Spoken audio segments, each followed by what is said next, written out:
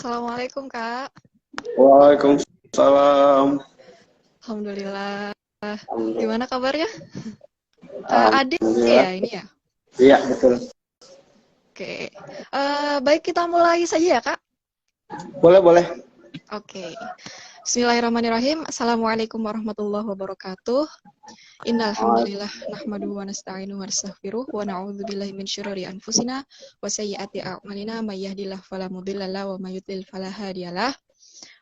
Selamat sore ya untuk teman-teman yang di Indonesia. Dan selamat malam, selamat sore untuk teman-teman di Turki, selaku followers PCIM Turki juga, dan selamat malam untuk teman-teman yang ada di Indonesia, yakni followers PCIM Turki dan teman-teman saya juga. Perkenalkan, nama saya Sabila Helianti Candika Putri.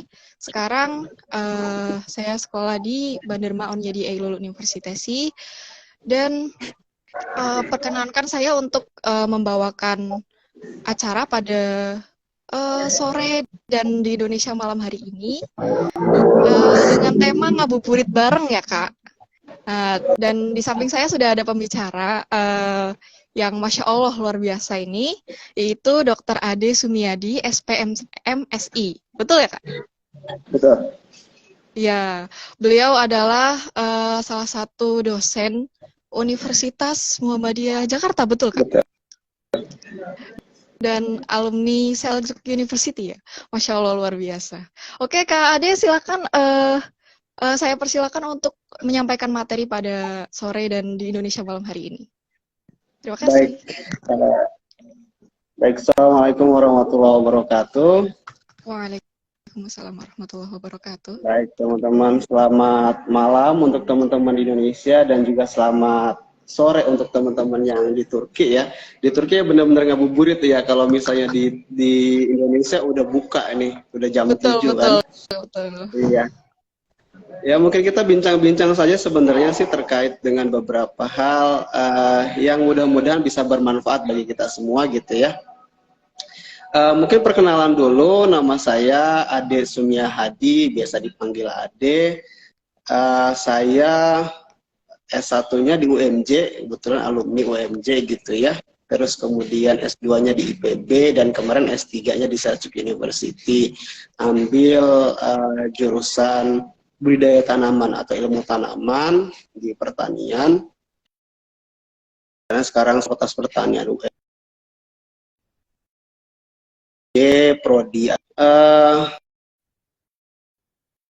Sekarang domisilinya di Ciputat ya, dekat kampus gitu. Itu perkenalannya mungkin teman-teman. Untuk sebenarnya materinya sih nggak ini ya. Saya sebenarnya sudah menyiapkan presentasi, tapi kan kita lewat ini ya, lewat live Instagram. IG. Iya, live IG, sehingga kemudian mungkin beberapa saja yang kemudian kita akan bahas gitu ya. Saya coba buka dulu biar ada contekan gitu kira-kira. Oke, siap.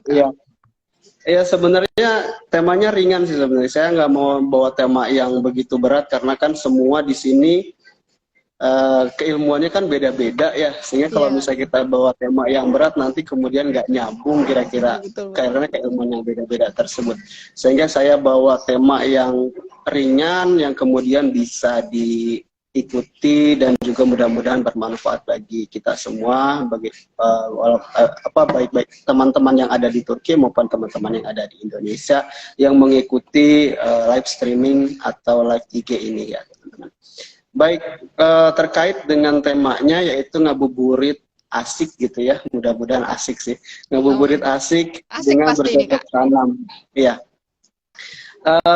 Ngabuburit sendiri kan sebenarnya istilah yang kemudian tidak asing bagi kita umat Islam di Indonesia, umat Islam maupun warga atau penduduk Indonesia secara umum ya, karena ini menjadi bahasa yang kemudian nasional atau istilah yang menjadi istilah nasional yang kemudian tidak hanya kemudian dimengerti atau dipahami oleh umat Islam, tapi juga umat-umat beragama lain di Indonesia secara umum.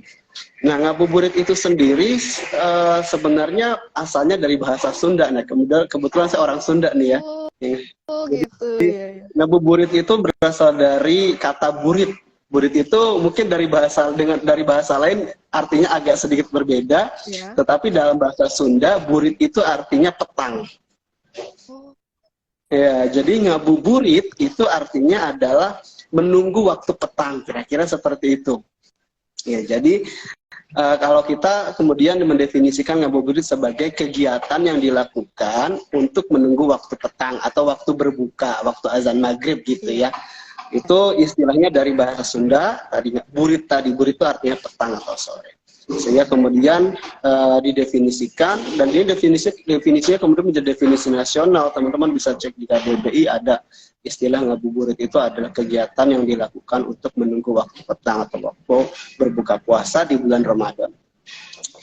Perkembangannya dulu ngabuburit itu kalau di budaya Sunda itu biasa dilakukan dengan permainan-permainan tradisional, kayak bebeludugan itu kayak meriam bambu gitu. Ya, itu biasanya ada tuh sampai sekarang. Mungkin ada beberapa desa atau kampung yang masih ada tradisi itu, walaupun sudah banyak berkurang ya. Tapi zaman saya waktu kecil dulu itu masih ada tuh yang main meriam-meriam bambu itu, anak-anak kecil tuh ya. Atau diisi dengan kegiatan-kegiatan lain yang biasanya kegiatan ngumpul-ngumpul bersama teman-teman, sanak saudara sambil menunggu azan maghrib. Nah, walaupun kemudian konteksnya jadi semakin berkembang dengan perkembangan zaman gitu ya, ngabuburit bukan lagi kemudian dilakukan untuk hal-hal yang tadi main-main gitu ya, tapi juga diisi dengan hal-hal yang mungkin bisa bermanfaat, dengan kreativitas yang berbeda-beda, dengan budaya yang berbeda-beda di setiap daerah gitu ya, sehingga kemudian itu menjadi sesuatu yang kadang-kadang di satu daerah memiliki budaya tersendiri ngabuburit ini. Mungkin di daerah lain juga ada tradisi ngabuburit, walaupun mungkin bahasanya berbeda atau istilahnya berbeda gitu ya. Banyak sekali kemudian yang bisa dilakukan untuk kegiatan ngabuburit. Biasanya kan kalau kita ngabuburit jalan-jalan sore gitu di taman, atau cuma keliling kota gitu ya, bersama teman-teman atau bersama saudara, atau misalnya yang saya kan biasanya berburu takjil gitu ya. Ngabuburit itu berburu takjil gitu ya, dari satu tempat ke tempat yang lain. Biasanya kalau Ramadan itu kan banyak tempat-tempat yang diperuntukkan untuk jajan takjil ya, biasa ada lapangan atau pasar kaget yang hanya ada bulan Ramadan gitu, sehingga kemudian itu bisa walaupun bisa diisi dengan yang lain, misalnya yang lebih berasa Ramadannya mungkin misalnya mengaji gitu ya, tadarus Al-Quran, itu juga bisa diisi dengan hal-hal yang penting kan istilahnya ngabuburit itu dilakukan untuk kegiatan-kegiatan yang sebisa mungkin memberikan manfaat, terus kemudian juga tidak memberikan mudorot lah istilahnya gitu ya. Jangan sampai main petasan gitu kemudian kan maupun mengganggu masyarakat secara umum. Nah, di kota-kota biasanya jalan-jalannya ke mall gitu ya, atau ke taman-taman kota gitu buat ngabuburit, itu juga bisa dilakukan, dan itu biasanya terjadi di Indonesia. Walaupun di Turki mungkin tidak terlalu berasa ngabuburit itu ya. Saya rasa dulu saya di Turki juga kan selama kurang lebih 6 tahun, 6 kali puasa itu di Turki gitu, memang vibe-nya berbeda dengan di Indonesia gitu. Karena kalau di Indonesia kan berasa banget vibe-nya gitu ya, walaupun sampai sekarang makin berkurang, tapi masih berasa vibe Ramadan yang ngabuburit, masih banyak pasar kaget, jualan takjil segala macam kita masih. Ya, tapi di Turki kan nggak terlalu berasa Ramadannya gitu, karena kan memang budayanya berbeda ya. Jadi ngabuburit itu biasanya ya kumpul sama teman-teman Indonesia, bikin takjil bareng gitu, itu sering dilakukan. Biasanya buka bareng, cuma jalan-jalan ke taman sambil nunggu maghrib gitu, itu juga bisa dilakukan. Atau dengan cara tadarusan bersama orang-orang Indonesia dan seterusnya, itu juga sering dilakukan oleh saya terutama, dan bersama teman-teman lain di Konya waktu itu ya, karena domisilinya waktu itu di Konya selama 6 tahun kurang lebih. Terus kemudian ada opsi lain yang kemudian bisa dilakukan untuk kegiatan ngabuburit, salah satunya bercocok tanam. Mungkin tidak banyak yang kemudian melakukan ini, tapi sebenarnya ini adalah kegiatan yang asik gitu ya, kegiatan yang tidak membosankan dan juga bisa bermanfaat atau memiliki manfaat lain dari proses bercocok tanam. Itu hasilnya bisa dipanen dan seterusnya. Itu kemudian ini di mana bercocok tanam sendiri secara harfiah bisa didefinisikan sebagai kegiatan menanam dan memelihara tanaman gitu ya, sehingga prosesnya kegiatannya banyak, mulai dari awal penanaman sampai panen itu kan prosesnya lumayan panjang, sehingga bisa berkelanjutan secara rutin gitu, setiap hari bisa dilakukan.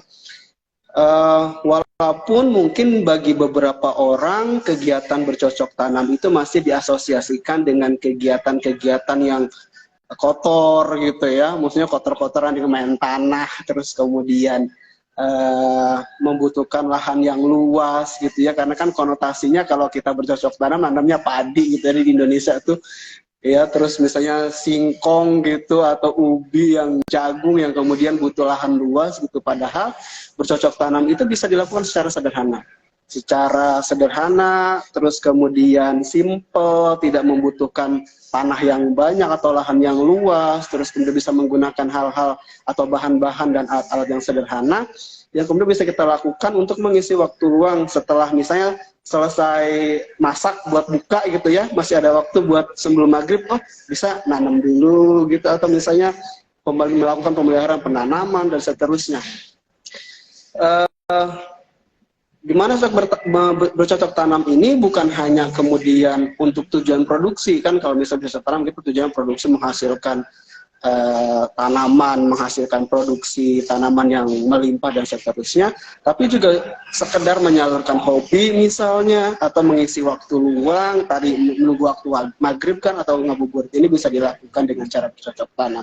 Skalanya pun bisa berbeda-beda, kalau misalnya memang serius bisa dilakukan secara komersil skalanya, atau skala subsisten itu cuma pemenuhan kebutuhan pribadi aja gitu, baik itu kebutuhan jasmani maupun kebutuhan rohani, karena ternyata banyak manfaat dari bercocok tanam ini selain menghasilkan bahan makanan gitu ya, tetapi juga dapat menghasilkan berbagai manfaat lain, misalnya sebagai upaya mengurangi stres gitu ya, karena orang-orang tertentu yang stres dari bercocok tanam itu biasanya kemudian mengembalikan kesehatan mental gitu, kira-kira ke bahasa anak muda sekarang kan gitu ya. Kesehatan mental itu penting, kesehatan psikologis itu penting, salah satunya bisa dilakukan dengan cara mengurangi stres, yang artinya bercocok tanam itu kemudian jangan dibawa ribet gitu, atau jangan dibawa berat, tapi dinikmati prosesnya, terus kemudian dinikmati hasilnya gitu ya, dilakukan secara baik gitu ya, terus kemudian bisa menghilangkan stres kita sebagai pelaku dari bercocok tanam itu sendiri. Selain itu juga manfaatnya banyak, misalnya menjaga kesejukan dan kesegaran udara di sekitar kita gitu ya, lingkungannya menjadi lebih sejuk, kualitas udara menjadi lebih bagus, terus kemudian bisa mengurangi emisi karbon. Kalau teman-teman di pertanian pasti hafal, atau orang lingkungan pasti tahu tuh, kalau misalnya tanaman itu kan berfotosintesis mengambil karbon dioksida untuk kemudian diproses untuk menghasilkan karbohidrat dan juga oksigen gitu ya, sehingga kemudian itu prosesnya bisa dilakukan dan membantu kita mengurangi emisi karbon di udara. Selain itu juga dengan produksi pangan mandiri itu juga mendukung program ketahanan pangan nasional, karena ketahanan pangan nasional kan dimulai dari rumah tangga, secara individu dan rumah tangga, sehingga itu kita bisa menghasilkan produk pangan kita sendiri secara mandiri, terus kemudian ujungnya adalah bisa efisiensi anggaran rumah tangga. Jadi yang harusnya belanja untuk sayuran gitu, kita nanam sendiri, menghasilkan tanaman sendiri, bahan makanan sendiri, yang kemudian itu juga bisa mengurangi biayanya. Walaupun prosesnya tadi, karena kita bermain dengan makhluk hidup kan, prosesnya nggak instan ya. Misalnya nanam cabai itu nggak mungkin sebulan kemudian seminggu sebulan terus kemudian kita panen gitu. Prosesnya panjang, sehingga prosesnya itu harus dilakukan secara bertahap dan secara rutin, pemeliharaannya itu yang kemudian bisa dilakukan. Nah, kegiatan-kegiatan yang bisa dilakukan dalam bercocok tanam untuk kegiatan ngabuburit bisa banyak. Misalnya menanam ya. Menanam itu mulai dari penyemaian misalnya, kan kalau misalnya beberapa tanaman itu kan perlu disemai dulu sebelum ditanam. Jadi bijinya kecil-kecil kan disemai dulu, nanti dia udah numbuh kecil, persemaiannya dipindahkan ke pot yang lebih besar misalnya gitu, atau ke tanah. Terus proses penanaman, tanamannya pun juga macam-macam, bisa tanaman sayuran, ya sayuran daun atau sayuran buah gitu ya. Sayuran daun itu yang menghasilkan daun yang kita panen daunnya. Kalau sayuran buah itu sayuran yang menghasilkan buah-buahan, misalnya cabai, tomat dan seterusnya, itu kemudian dipanen buahnya. Terus kemudian bisa juga tanaman hias, ya tanaman hias untuk halaman atau teras atau dalam ruangan juga ada beberapa tanaman yang bisa ditanam secara indoor gitu ya, ada tanaman indoor namanya, jadi bisa ditanam di dalam ruangan, di kamar, di ruang tamu dan seterusnya. Terus juga ada tanaman rempah dan obat. Kalau di Indonesia kan banyak tuh tanaman rempah dan obat ya, ada kunyit, ada lengkuas, ada jahe gitu ya, terus kemudian ada kemangi misalnya dan seterusnya. Di Turki pun banyak, ada kemangi pun ada basil ya, basil, terus kemudian ada oregano. Saya dulu waktu di sering nanam tuh bareng teman-teman saya di rumah, itu nanam cabe, nanam oregano, nanam kemangi gitu ya, untuk keperluan kita saja gitu. Jadi kalau misalnya kita lagi butuh, tinggal metikin daunnya terus dipakai buat masak gitu. Itu seru sebenarnya, cuma memang keterbatasannya kalau di Turki nanam itu kan ada musim winter ya. Itu biasanya pas musim winter tuh, wah ini gimana nih tanamannya, mau nggak mau dibawa ke ruangan yang tidak kena salju, karena kalau kena salju mati tanamannya. Biasanya gitu. Jadi memang keterbatasannya itu kalau di Turki ya. Kalau di Indonesia kan sepanjang tahun bisa ditanam, nggak ada winter gitu. Jadi sepanjang tahun, setiap hari sepanjang tahun itu bisa nanam apapun di Indonesia. Itu kelebihan Indonesia di situ. Kalau di Turki cuma dari musim semi pertengahan sampai musim gugur akhir itu baru bisa nanam kita. Pas masuk musim dingin udah nggak bisa nanam. Biasanya pas itu langsung kita, kalau mau dilanjutkan ditaruh di ruangan yang tidak terkena udara dingin langsung, atau ya di stok dulu, nanti musim semi nanam lagi. Misalnya nanamnya jadinya nanam yang tanamannya tuh tanaman semusim, jadi setelah dipanen terus kemudian kita nanam yang baru dan seterusnya. Beberapa kegiatan lain misalnya pemeliharaan, penyiraman, pengendalian hama dan penyakit, pengendalian gulma, pemangkasan, itu bisa dilakukan kapanpun gitu. Terus juga ada beberapa kegiatan lain dari bercocok tanam yang bisa dilakukan, misalnya pembuatan kompos. Kan kita kalau misalnya masak gitu ya, kan sampah organiknya atau limbah organiknya kan dibuang. Nah, coba dibuat kompos. Dibuat kompos itu adalah bentuk pupuk. Jadi pupuknya itu dari kita, dari tanaman untuk tanaman, kira-kira gitu. Jadi bisa digunakan. Atau misalnya menggunakan bahan-bahan organik lain untuk proses memupukkan. Terus adapun pemanfaatannya, misalnya bertanamnya bisa di halaman gitu ya, halaman rumah. Misalnya di halaman itu biasanya kalau di Turki itu, kalau di depan apartemen itu biasanya kan ada tanahnya tuh. Nah kalau di apartemen saya dulu tuh ada tanah. Nah biasanya yang pengelola tanah itu nanam tuh di situ banyak, ada nanam tomat, nanam cabai dan seterusnya. Nah, biasanya juga ada space kosong, bisa minta izin ke pengelola apartemennya, ini boleh nggak ditanemin gitu, kita mau nanam ini. Biasanya boleh, mereka akan senang sekali karena kan ada yang ngurus jadi tamannya. Mereka jadi berkurang kegiatan atau pekerjaannya karena tamannya ada yang ngurus, kita yang ngurus gitu. Itu sangat bagus, itu sangat produktif ya, bermanfaat. Jadi di sela-sela kuliah misalnya, kalau misalnya tidak musim Ramadan ya, di sela-sela kuliah itu kemudian bisa dilakukan. Ya memang harus ada ketelatenan sih untuk ngerjain itu ya, cuma ya bisa dilakukan. Terus kemudian bisa juga dengan menggunakan pot. Ini yang biasa kita lebih mudah, karena kan kalau pot bisa dipindah-pindah gitu ya. Jadi misalnya kalau ada salju, pindahin misalnya ke dapur gitu. Ya, di dapur biasa ditaruh gitu ya. Saya biasa dulu kayak gitu soalnya.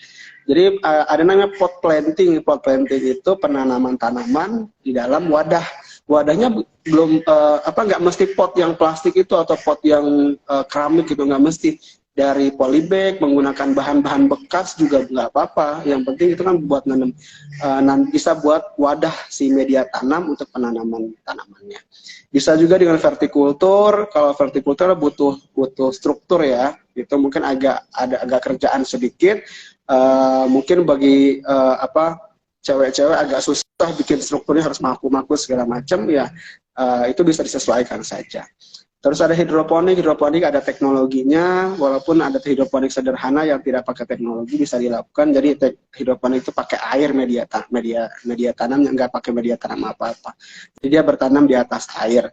Itu bisa dilakukan juga, walaupun butuh keteladanan khusus untuk hidroponik. Aquaponik itu juga bisa dilakukan, tapi di Turki agak susah karena kita harus nyari ikannya juga agak ribet ya. Kalau aquaponik itu kan nanam tanaman dengan ikan secara berbarengan. Jadi atasnya tanaman, bawahnya ikan. Nah, di airnya itu, sehingga kemudian itu bisa dilakukan secara bersama.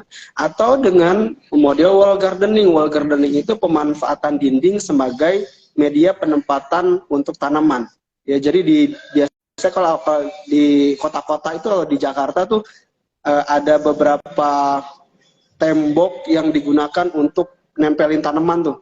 Ya itu namanya wall gardening itu. Biasa tanaman hias memang yang dipakai di situ. Walaupun beberapa bisa kita pakai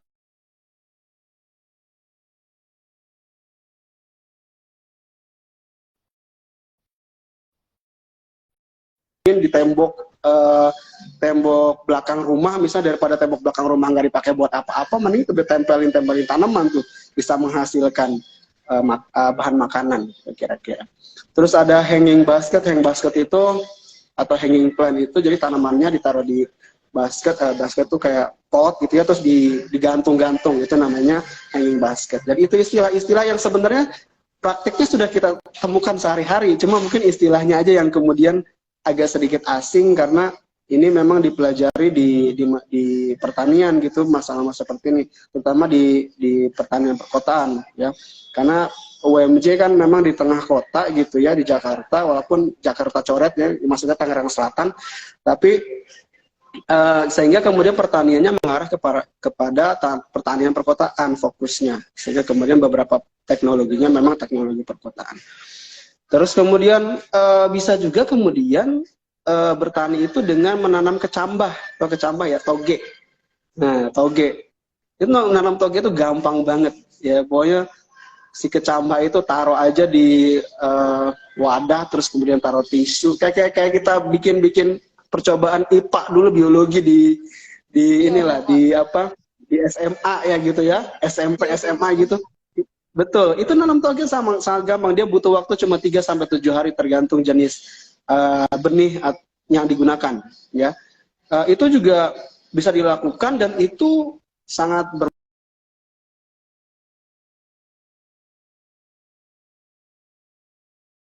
memang bikin toge. Terus siapa yang mau beli gitu, kita biasa masan ke dia gitu. Itu gampang banget bikinnya, cuma 3-7 hari dia bisa menghasilkan, terus bisa langsung dipanen, bisa langsung dimasak. Nah, itu toge juga bisa macam-macam. Kalau kita kan toge di Indonesia biasanya dari yang dijual secara komersil itu biasa dari kacang hijau ya. Jadi toge kacang hijau itu kan yang biasa buat ditumis toge atau masukin ke dalam gehu itu, gorengan tahu itu, gehu itu kan toge dalam tahu ya, gehu. Nah, terus kemudian sebenarnya kecambah atau toge itu bisa dari tanaman lain, dari kacang-kacangan tentunya biasa yang digunakan, misalnya kacang tanah. Bisa juga dibuat toge kacang tanah, toge kacang merah, toge kacang polong ya, pea ya, pea kalau di Turki misalnya bisa pakai chickpea atau nohut ya. Kacang nohut itu bisa dibuat togenya juga enak, saya pernah nyoba soalnya. Terus kemudian kacang polong tuh di Turki namanya kok lupa bahasa Turkinya apa, fasulye ya kalau nggak salah, itulah pokoknya, saya lupa nama Turkinya.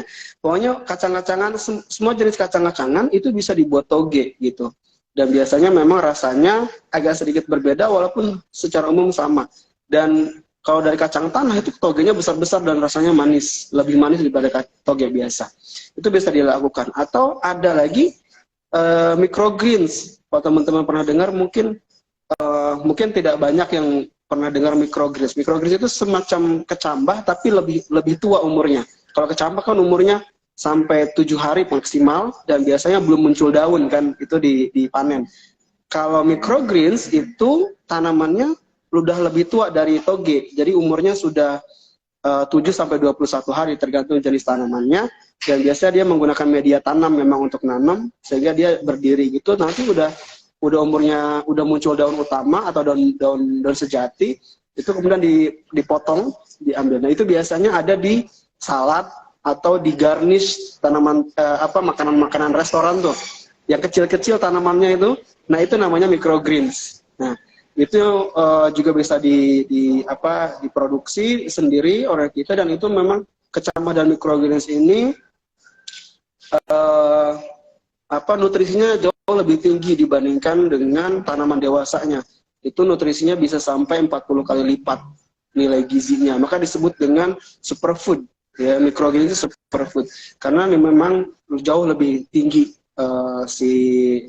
nutrisinya ya dibandingkan dengan tanaman dewasa. Semua jenis tanaman bisa dibuat microgreens, bahkan sampai gandum, padi, itu bisa buat microgreens, terus kemudian dipanen, terus kemudian dimakan langsung si tanaman kecilnya itu, bibitnya itu.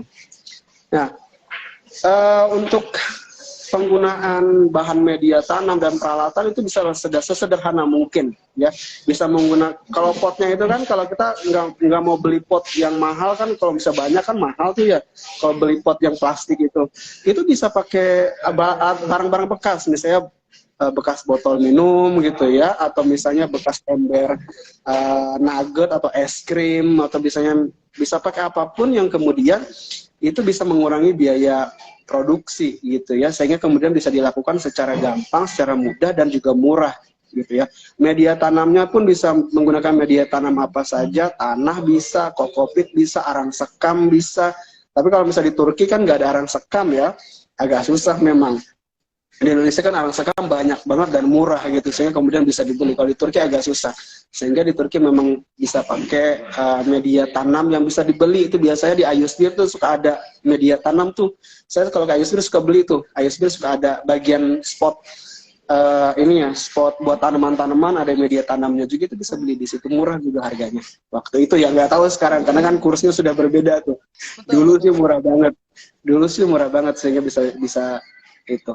Terus kemudian bisa menggunakan alat sesimpel apapun gitu ya untuk penanaman, yang penting kan kemudian hasilnya. Ya kalau misalnya mau agak estetik sedikit mungkin bisa dibentuk-bentuk lah gitu, gimana supaya kemudian lebih estetik, itu tergantung kreativitas masing-masing aja. Tapi kan yang penting kan bisa menghasilkan, bisa membuat itu menjadi lebih bagus areanya dan seterusnya. Juga bisa menggunakan limbah-limbah organik untuk input, sebagai input penanaman. Misalnya media tanam tadi bisa pakai sabut kelapa kalau di Indonesia banyak ya, terus kemudian sekam, terus kemudian juga bisa pakai ranting-ranting dedaunan, itu dicop gitu, tuh pada chopper itu dicincang gitu ya, terus kemudian bisa dipakai. Bisa pakai arang juga, arang kayu, bisa juga pakai kertas bekas yang nggak dipakai itu bisa juga pakai sebagai media tanam. Bisa juga pakai serbuk gergaji. Di Turki saya rasa banyak serbuk gergaji. Kalau di Indonesia sih banyak ya.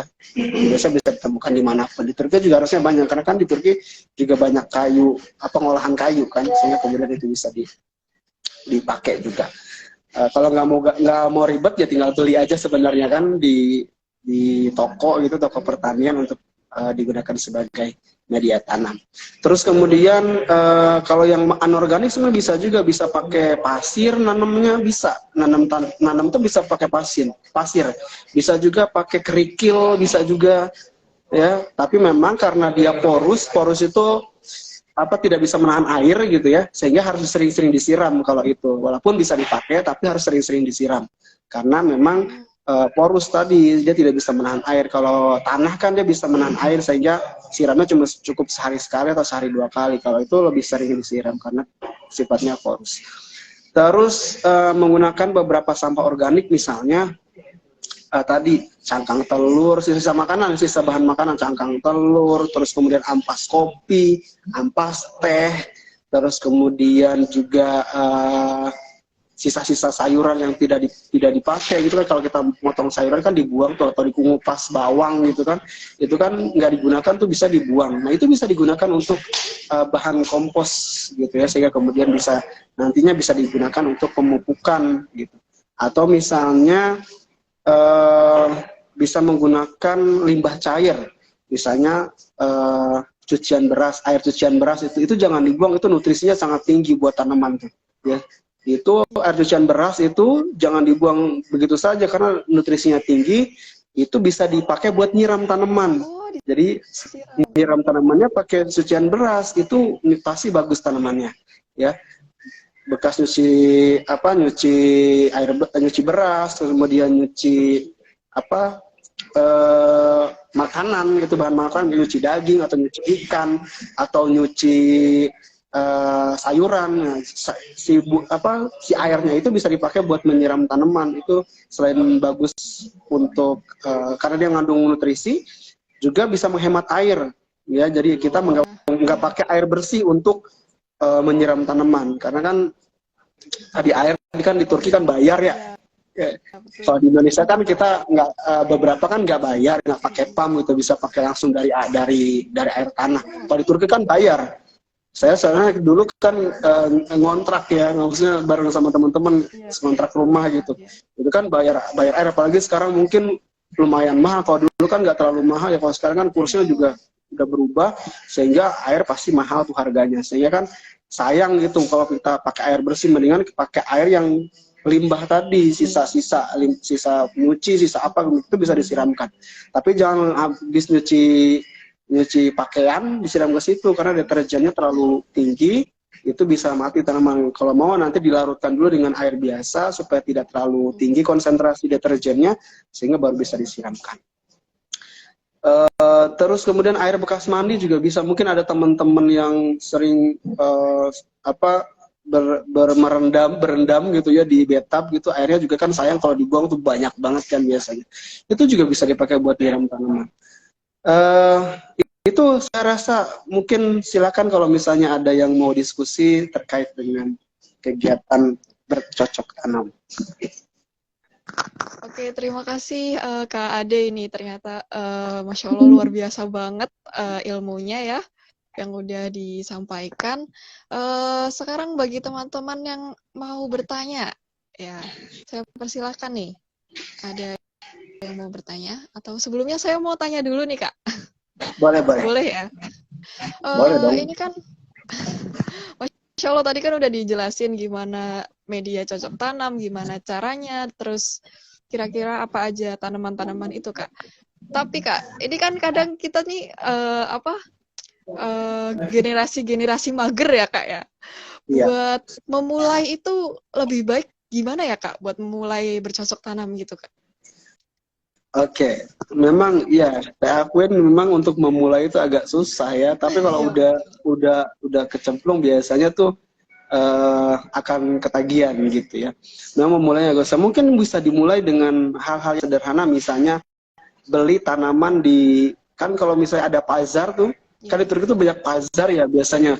Nah di pasar itu biasa ada jual tanaman juga tuh. Saya juga sering beli di sana. Kita mungkin mulai dari sana dulu. Jadi nggak mulai dari awal kita apa istilahnya, kayak bikin media baru, bikin pot baru dari awal. Jadi tinggal beli yang sudah ada potnya itu, terus tinggal dirawat. Mulai dari situ dulu, nanti kan dia akan berkembang. Biasanya tuh kalau tanaman-tanaman yang bisa berkembang banyak itu kan nanti beranak dia, terus kita tinggal pindahin lagi. Nah mau nggak mau kan harus dipindahin tuh. Nah itu mulai dari situ tuh biasanya. Kalau saya dulu juga mulainya kayak gitu. Kalau memang malas keluar ya kan, sambil kipasan gitu kan, kira-kira seperti itu kan enak sebenarnya. Tapi itu tadi memang harus dimulai dari hal yang tidak terlalu repot dulu ya. Jadi mulai dari beli dulu tanamannya gitu ya, yang sudah jadi tinggal rawat doang. Nanti udah ketagihan, biasanya ketagihan tuh nanti beli lagi terus nanti reporting terus tuh, jadi report gitu aja tambah banyak gitu. Itu biasanya begitu. Awalnya biasa sih gitu kalau mau gampang ya. Kalau karena memang memulai itu agak susah, apalagi untuk orang yang mageran misalnya, atau misalnya terlalu banyak kerjaan gitu, itu juga agak susah, agak merepotkan. Jadi bisa dimulai dengan beli yang sudah jadi dulu, tinggal merawat, baru kemudian nanti bertahap mulai dari awal gitu. Mungkin itu bisa dilakukan tipsnya. Oke, terima kasih Kak.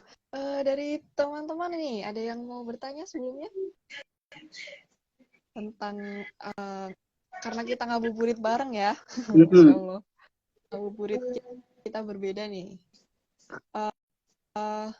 Kalau belum ada, mungkin saya mau tanya lagi nih Kak. Boleh dong. Kalau misal, biasanya kan orang tuh prefer buat tanam tanaman hias gitu ya Kak. Kalau misal kita nih pengen banget menghias rumah dengan tanaman gitu Kak, itu sebaiknya tanaman apa yang pertama kita rawat dulu gitu Kak? Untuk pemula, sebagai pemula gitu. Oke. Untuk pemula ya, untuk tanaman hias mungkin bisa dicoba tanaman kaktus atau sukulen atau lidah buaya. Sukulen, tanaman sukulen tahu ya?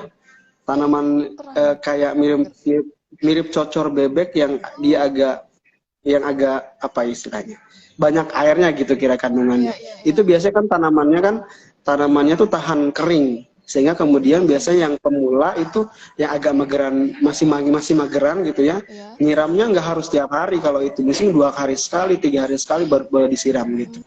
Sehingga itu bisa digunakan untuk permulaan kita sebagai orang yang awam untuk menanam tanaman. Dan itu kan sukulen itu banyak banget jenisnya, sehingga kemudian bisa dipilih tuh jenis-jenis yang mungkin lebih bagus ya gitu, sehingga bisa menghiasi ruangan misalnya gitu, atau menghiasi teras gitu ya, lebih cantik, tapi tidak terlalu repot ininya, pemeliharaannya gitu, tidak terlalu bandel, sehingga kemudian bisa digunakan si tanaman itu kalau menurut saya untuk pemula ya.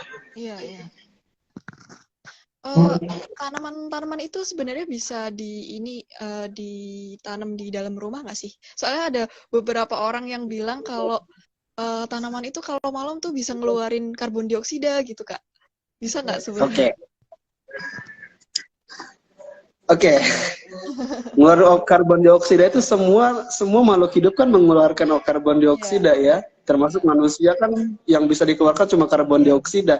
Sedangkan tanaman, terutama tanaman-tanaman indoor, misalnya tadi sukulen, lidah buaya, atau sansevieria itu lidah mertua, itu banyak juga di Turki.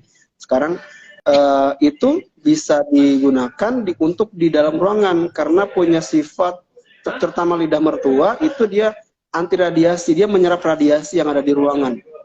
Makanya dia digunakan sebagai indoor plants atau tanaman indoor, tanaman dalam ruangan. Dan beberapa tanaman itu justru dia masih bisa berfotosintesis walaupun tidak ada cahaya matahari. Fotosintesis artinya dia menghasilkan oksigen. Bukan kemudian justru mengambil oksigen, bukan. Justru dia akan menghasilkan oksigen, sehingga kemudian oksigen di dalam ruangan akan lebih bersih karena udara di dalam ruangan akan lebih bersih karena dia menghasilkan oksigen menjadi lebih banyak. Gitu. Tanaman-tanaman indoor kebanyakan seperti itu. Dia memiliki sistem, kalau ini orang pertanian itu sistem fisiologisnya, model fisiologisnya itu fotosintesis melalui jalur C3 dan CAM. Itu artinya dia bisa berfotosintesis walaupun dalam proses tidak ada cahaya matahari. Karena fotosintesis kan sebenarnya harus ada cahaya matahari sebagai energi gitu ya. Nah, itu bisa dia menyerap sinar matahari, disimpan di dalam selnya, terus kemudian digunakan di malam hari ketika cahaya matahari tidak ada. Sehingga bisa berfotosintesis walaupun tidak ada cahaya matahari. Jadi, tidak ada, maksudnya mitos itu sebenarnya tidak ada. Jadi mitos kita berebutan oksigen di dalam ruangan itu nggak ada. Nggak ada, justru banyak manfaatnya. Jadi memang tanamannya dipilih harus tanaman-tanaman yang memang indoor ya. Memang untuk tanaman indoor, karena beberapa tanaman itu dia butuh cahaya penuh untuk tumbuh, sehingga kemudian ketika dia masuk di indoor, pertumbuhannya jadi tidak bagus. Gitu. Kalau tanaman indoor dia ada cahaya matahari, tidak ada cahaya matahari dia akan tumbuh. Yang penting dia kalau siang ada cahaya, misalnya cahaya tidak langsung gitu ya, itu masih bisa tumbuh. Gitu. Oke Kak, makasih banyak, ini jadi terjawab ya Kak ya. Oke, mungkin karena dari teman-teman sudah nggak ada yang bertanya ya Kak. Ya. Sekian dulu. Terima kasih banyak ya Kak untuk materi pada sore hari ini di Turki dan malam hari ini di Indonesia. Untuk teman-teman yang sudah bergabung, terima kasih banyak yang sudah meramaikan juga. Dari saya selaku moderator meminta maaf apabila banyak salah kata atau kekurangan saya. Terima kasih Kak Ade juga, terima kasih. Mohon maaf kalau saya banyak Terima kasih atas waktu yang telah diberikan. Terima kasih banyak. Sekian dari kami. Wassalamualaikum warahmatullahi wabarakatuh. Waalaikumsalam warahmatullahi wabarakatuh.